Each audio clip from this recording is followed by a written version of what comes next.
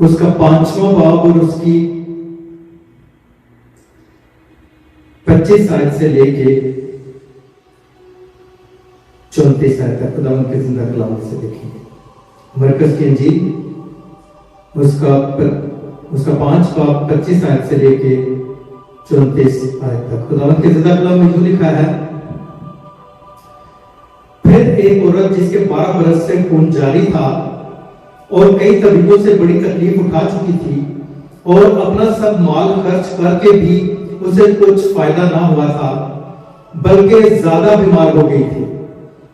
यीशु का हाल सुनकर भीड़ में उसके पीछे से आई और उसकी पोशाक को छुआ, क्योंकि वो कहती थी कि अगर मैं सिर्फ उसकी पोशाक ही छू लूंगी तो अच्छी हो जाऊंगी। और फिर उसका खून बहना बंद हो गया और उसने अपने बदन में मालूम किया कि मैंने इस बीमारी से शिफा पाई। यीशु ने फिर अपने में मालूम करके कि मुझ में से कुव्वत निकली, उस भीड़ में पीछे मुड़कर कहा, किसने मेरी पोशाक छुई?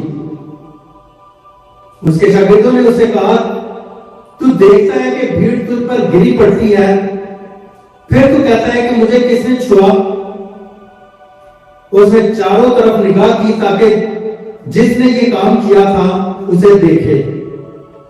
वो औरत जो उससे हुआ था महसूस करके डरती और कांपती हुई आई और उसके आगे गिर पड़ी और सारा हाल सच सच उसे कह दिया।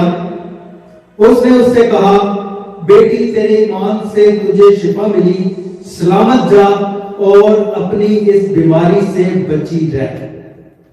पाक कलाम के पढ़े और सुने जाने पर खुदावंद की कसरत से बरकत हो। मेरे अजीजों, इस तमसील को, इस किस्से को जो कि खुदावंद के जिंदा कलाम में से पढ़ा गया है, मरकज की इंजील उसका 5वां बाब उसकी 25 आयत से लेकर 34 आयत तक, मेरे अजीजों इसे एक बार आपने खुद भी घर में पढ़ना है।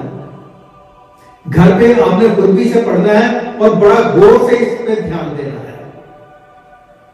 मेरे अजीजों, यहां पे जो मेन चीज है वो ये है कि एक औरत 12 बरस से बीमार थी, उसके खून बहता था और उसे समझ नहीं आती थी कि वो किसके पास जाए इसका इलाज करवाने के लिए।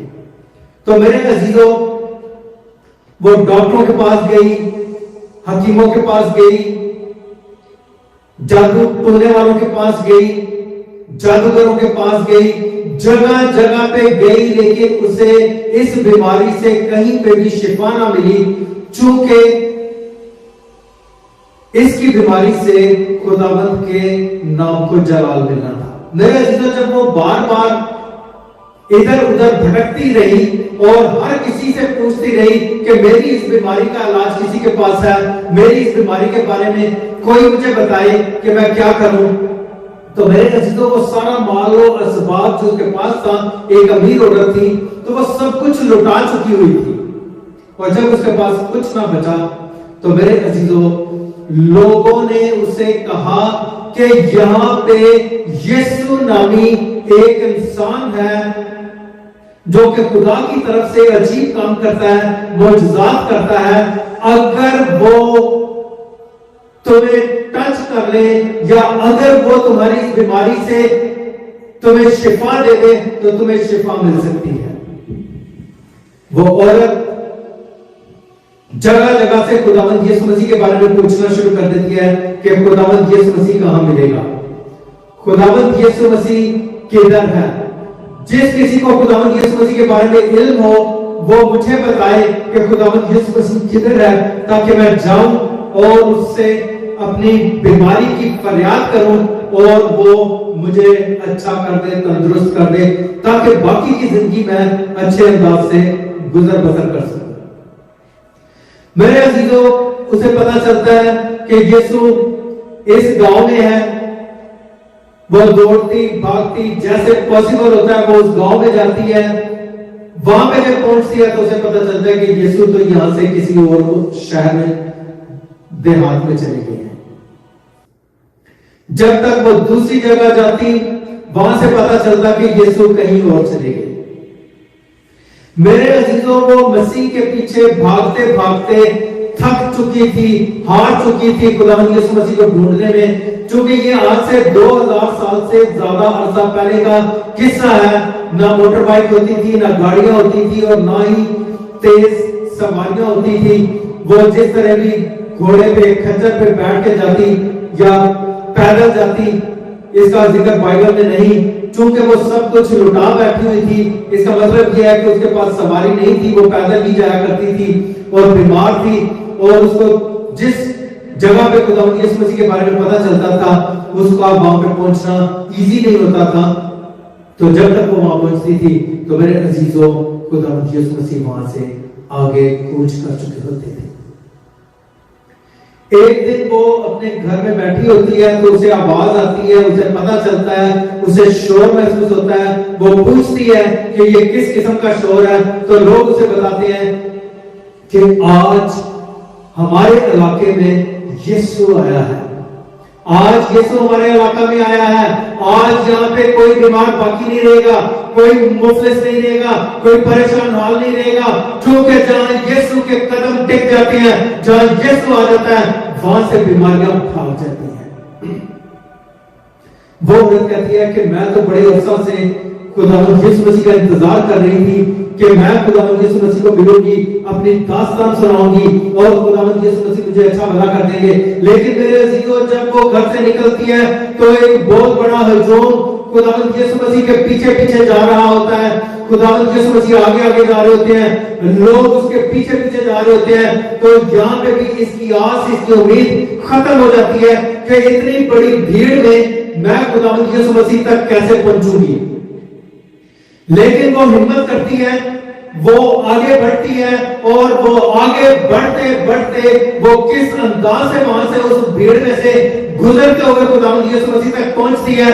और वो ये देखती है और अपने दिल में, अपने दिमाग में ये प्लान कर देती है कि अगर खुदावंद यीशु मसीह इतनी भीड़ में मुझसे बात नहीं भी करेंगे, मेरी फरियाद नहीं भी सुनेंगे, अगर मेरी बीमारी के बारे में उन्हें मैं ना भी बता सकूंगी, तो मैं ईमान रखती हूं कि अगर मैं खुदावंद यीशु मसीह के तल्ले को छू लूं, खुदावंद यीशु मसीह के कपड़े को ही टच कर लूं, खुदावंद यीशु मसीह को छू ही लूंगी, तो मेरे अजीजों, वो औरत ये ईमान रखती थी कि मेरी ये बीमारी मुझसे दूर हो जाएगी और मैं शिफा पा जाऊंगी। मेरे अजीजों, वो आगे बढ़ती जाती है, हजूम आगे बढ़ता जाता है, वो आगे बढ़ती जाती है, हजूम आगे बढ़ता जाता है, और वो आहिस्ता आहिस्ता कोशिश करके उस भीड़ में से रास्ता बनाती हुई, लोगों की बातें सुनती हुई, लोगों से गालियां सुनती हुई, लोगों की बुरी बातें सुनती हुई, लोगों के धक्के खाती हुई, मेरे अजीजों, वो आगे बढ़ती चली जाती है। और जो उसका एम था, जो उसका टारगेट था, वो उस टारगेट के करीब जाते जाते खुदावंद यीशु मसीह के करीब पहुंचती है और खुदावंद यीशु मसीह के कपड़े को टच करती है। वो खुदावंद यीशु मसीह को टच करती है, खुदावंद यीशु मसीह को हाथ लगाती है, तो खुदावंद यीशु मसीह की पोशाक को टच करते ही मेरे अजीजों, उस औरत का जो 12 बरस से खून जारी था, वो खून बहना बंद हो जाता है। मेरे अजीजों, वो खून बहना बंद हो जाता है। अब यहाँ पे मेन चीज क्या है? यहाँ पे मेन चीज ये है मेरे अजीजों कि जब उस औरत का खून बहना बंद हो जाता है, तो यीशु मुड़ के देखते हैं। मेन जो पॉइंट इस पूरी स्टोरी में है वो ये है कि जब वो औरत खुदावंद यीशु मसीह को टच करती है, तो मेरे अजीजों, खुदावंद यीशु मसीह मुड़ के देखते हैं और देखते हैं कि मुझे किसने छुआ। तो वो औरत डर रही होती है, वो घबरा रही होती है। जब खुदावंद यीशु मसीह ने कहा मुझे किसने छुआ, मुझे किसने टच किया, तो मेरे अजीजों, वो औरत डर जाती है, वो खौफ ज्यादा हो जाती है। तो मेरे अजीजों, खुदावंद यीशु मसीह के शागिर्द उस खुदावंद यीशु मसीह से कहते हैं, भीड़ तो तेरे ऊपर गिरी पड़ती है, कितनी दुनिया तुझे टच कर रही है, कितनी दुनिया तुझे तेरे ऊपर गिर रही है, कितने लोगों ने तुझे छुआ है, तो तू ये कह रहा है कि मुझे किसने छुआ। अजीजों, खुदावंद यीशु मसीह ने कहा, भीड़ तो मेरे पीछे आ रही है, भीड़ तो मुझे टच कर रही है, भीड़ तो मुझे छू रही है, लेकिन इस भीड़ के टच करने के बावजूद मेरे अंदर से कुव्वत नहीं निकली। ये किसी ने मुझे ईमान से टच किया है, ईमान से छुआ है कि मैं यीशु को टच करूंगी तो उसकी जिंदगी में अजीब काम होगा, मुआवजा होगा, शिफा मिलेगी। मुझे ईमान से किसी ने टच किया है। वो औरत कांपती हुई, थरथराती हुई, खौफजदा, रोती हुई खुदावंद यीशु मसीह के सामने आती है और वो खुदावंद यीशु मसीह से कहती है कि आए यीशु, मैं सारा किस्सा तुझे बताती हूँ कि मैंने तुझे कैसे छुआ, मैंने तुझे कैसे टच किया और मेरी 12 साल से जो बीमारी थी वो उससे मैंने कैसे शिफा पाई। मेरे अजीजों, जब उस औरत ने बताया कि मैंने ईमान के साथ तुझे टच किया, कि मैं दिल में दिमाग में ये ख्याल बना के आई थी कि अगर रश ज्यादा होगी, लोग ज्यादा होंगे, हुजूम ज्यादा होगा, यीशु से मैं बातचीत नहीं कर सकूंगी, तो यीशु के कपड़े को टच कर लूंगी तो मैं शिफा पा जाऊंगी। मैंने तुझे ईमान से टच किया तो उसी घड़ी मैंने शिफा पा ली। मेरे अजीजों, खुदावंद यीशु मसीह से कहता है, सलामत चाह और हमेशा के लिए इस बीमारी से बची रह। आज हमने अपनी जिंदगियों पे गौर करना है। आज हमने अपनी जिंदगियों पे गौर करना है मेरे अजीजों, कि हम किस डगर पे जा रहे हैं। क्या हम उस हजूम की तरह खुदावंद यीशु मसीह पे गिरे पड़ते हैं? क्या हम उस हजूम की तरह खुदावंद यीशु मसीह को टच कर रहे हैं, या उस ईमान के साथ टच करने वाली औरत के की तरह हम खुदावंद यीशु मसीह को टच कर रहे हैं? गिरजाघर भरे पड़े होते हैं, कन्वेंशन हॉल भरे पड़े होते हैं, सेमिनार के हॉल भरे पड़े होते हैं।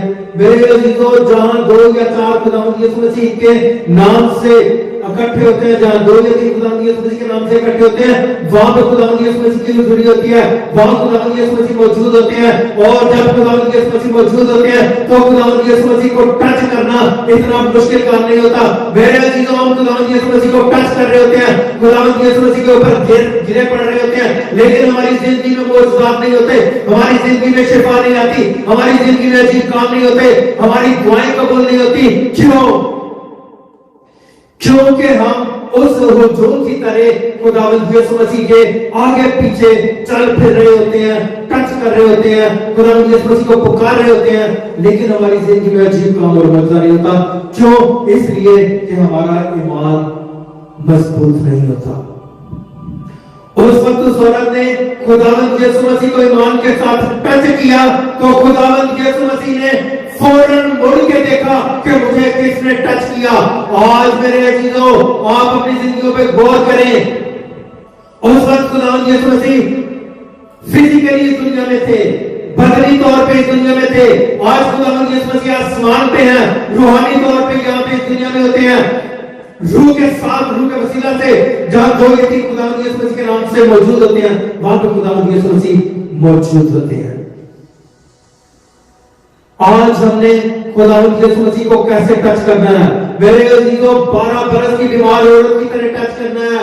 जब हम खुदावंद यीशु मसीह को पुकारें, जब हम दुआ करें, जब खुदावंद यीशु मसीह के सामने अपनी रिक्वेस्ट रखें, हम ईमान में इतने मजबूत हो कि आसमान पे खुदावंद यीशु मसीह अपने तख्त पे बैठा हुआ है और वहां से खुदावंद यीशु मसीह पुकारने के इस जमीन पे किसकी दुआ ने मुझे टच किया है?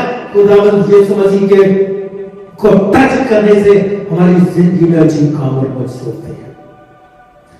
जब हमारी दुआएं मजबूत होंगी, स्ट्रांग होगी, और जब हमारी दुआएं स्ट्रांग होगी तो मेरे अजीजों, खुदावंद यीशु मसीह को जब हम अपने मुंह से, अपनी जुबान से, अपनी दुआओं से टच करेंगे तो मेरे अजीजों अजीब काम होंगे, मौजूदात होंगे, तो हमारी जिंदगियां बेहतरीन ट्रैक पे जाएंगी। मेरे अजीजों, खुदावंद यीशु मसीह नेविगेशन है। आज के दौर में ये जो वर्ड मैं बोल रहा हूं, नेविगेशन, खुदावंद यीशु मसीह ने कहा कि मैं राह हूं। खुदावंद यीशु मसीह राह है और हक तक पहुंचने का रास्ता है। खुदावंद यीशु मसीह ने कहा, मैं राह, हक और जिंदगी हूं। मैं राह भी हूं, हक भी हूं, जिंदगी भी हूं और हक तक, बाप तक पहुंचने का रास्ता भी हूं। मेरे अजीजों, जब हम खुदावंद यीशु मसीह को पाक रूह की वसातत से टच करते हैं तो खुदावंद यीशु मसीह हमारी उंगली पकड़ते हैं, हमारा हाथ पकड़ते हैं और हमें खुदा की बादशाह का वारिस बना देते हैं। आज अगर हम खुदावंद यीशु मसीह की बादशाह में दाखिल होने के लिए तैयार हैं, अगर आज हमारी जिंदगी में अजीब काम होता है, अगर आज हम अपनी जिंदगी को तब्दील करते हैं, आज अगर हम अपनी जिंदगी में से तारीकी की कोतों को दूर कर देते हैं, तो मेरे अजीजों, आज हम खुदावंद की बादशाह के वारिस होंगे। मेरे अजीजों, खुदावंद के जिंदा कलाम में पैदाइश की किताब में हम देखते हैं कि वहां पे लिखा हुआ है कि आदम और हवा को खुदा ने बागे अदन में से निकाल दिया। बागे अदन में से खुदा ने आदम और हवा को निकाल दिया और उसके बाद वो दर बदर ठोकरें खाना शुरू हो गए और बीमारियों में, मुसीबतों में और परेशानियों में मुब्तला हो गए। मेरे अजीजों, ये बड़ी गहराई की बात है और इस पर गौर करने की जरूरत है। बागे अदन में से आदम और हवा को निकाल दिया गया, वो दर बदर फिर रहे हैं। खुदावंद की हुजूरी से वो बाहर निकल गए, खुदा का रूह उनसे जुदा हो गया। मेरे अजीजों, क्या खुदावंद बागे अदन में से इंसान ने खुदा को बाहर निकाला था या खुदा ने इंसान को बाहर निकाला था? बागे अदन में से खुदा ने इंसान को बाहर निकाला था या इंसान ने खुदा को बाहर निकाला था? इस पे नेक्स्ट सर्मन होगा डिटेल के साथ। मेरे अजीजों, इंसान ने सबसे पहले खुदा को अपने इस मकदस में से निकाल दिया था। इस मकदस में से इंसान खुदा का मकदस है, खुदा का घर है। आदम खुदा का मकदस है, खुदा का घर है। इंसान ने खुदा के कलाम को अपने अंदर से निकाल दिया। इंसान ने खुदा के कलाम को निकाल दिया और इब्लीस के कलाम को अंदर ले लिया और उसके बाद फिर इब्लीस के कलाम के मुताबिक एक्ट शुरू कर दिया, काम शुरू कर दिया। तो उसके बाद किसने निकाला? आदम ने खुदा के घर में से खुदा को निकाल के इब्लीस को अंदर बैठा दिया। तो उसके बाद हमारे लिए बीमारियां और परेशानियां और आजमाइशें आना शुरू हो गई। आज हमने देखना है, खुदावंद यीशु मसीह आते हैं, वो 12 बरस से बीमार औरत होती है। हमने खुदा के कलाम को निकाल दिया था बागे अदन में से अपने अंदर से। अब यहाँ पे 12 बरस से बीमार औरत आती है, ये खुदावंद यीशु मसीह को टच करती है, खुदावंद यीशु मसीह को एक्सेप्ट करती है, खुदावंद यीशु मसीह को अपने अंदर लेके आती है और अंदर के इब्लीस को निकाल देती है। तो मेरे अजीजों, वो शिफा पा लेती है। आज आपने अपनी जिंदगियों पे गौर करना है कि आपको शिफा कैसे मिलेगी, आपको निजात कैसे मिलेगी और आप खुदावंद की बादशाह में कैसे दाखिल होंगे।